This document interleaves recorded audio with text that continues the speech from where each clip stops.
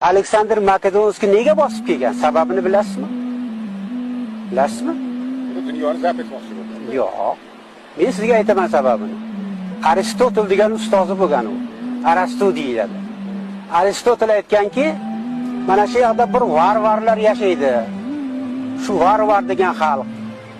Shularni borib bir tarbiyalab kelgan.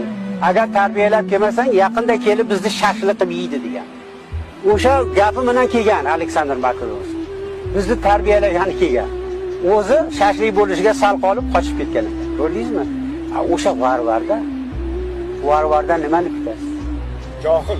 Johil o'sha dunyo biladi varvar desa. Johil deysiz faqat o'zbek. Arabcha so'z johil degani. Badjahil. O'sha johillik bor. Buni jaholat deydi. Jaholat ahli. Masalan, birov bilan bunday gaplashmaysiz. Shu o'dag'aylab to'qqilasiz, men ham to'qqilaman, orada urush chiqadi.